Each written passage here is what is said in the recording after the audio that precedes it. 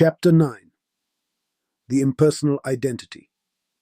Among all of Sri Siddharameshwar Maharaj's teachings, the one on impersonal identity is perhaps the most powerful and at the same time the most difficult for the ordinary mind to grasp. Not because it is complex, but because it offers no foothold whatsoever. It does not console, build, or provide anything to hold on to. And yet, it is the only teaching that can truly liberate.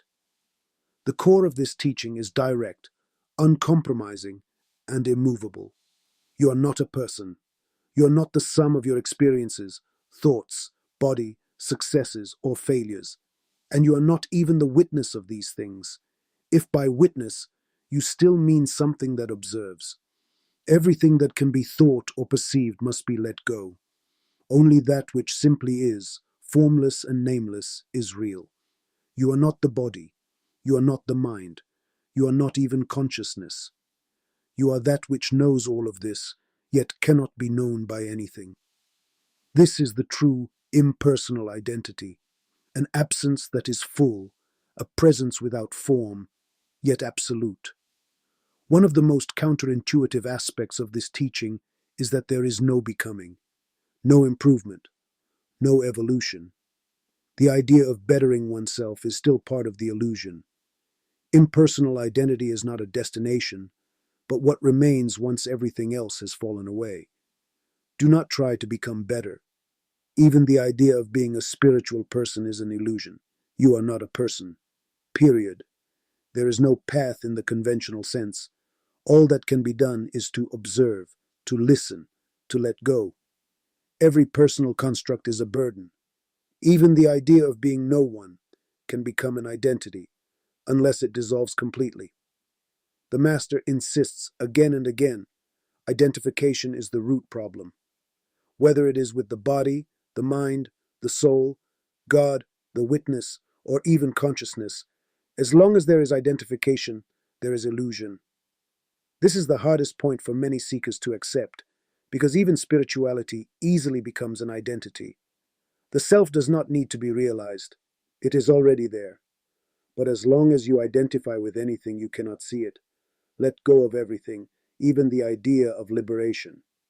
This teaching is not about adding something, but about removing everything.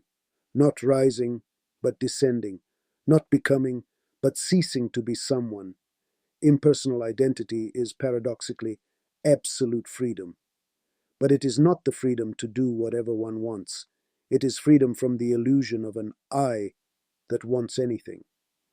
In the absence of ego, there is no longer any need to be recognized. Action happens, but there is no doer. Words arise, but there is no speaker.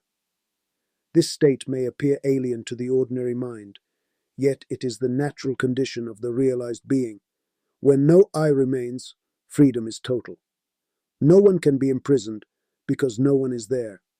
This is not personal freedom. It is the disappearance of the person altogether. A crucial point, later emphasized even more strongly by Nisargadatta Maharaj, is that consciousness itself is not the self. Consciousness appears and disappears. It is present in waking and dreaming, but absent in deep sleep. What comes and goes cannot be the absolute. Consciousness is a reflection, not the light itself.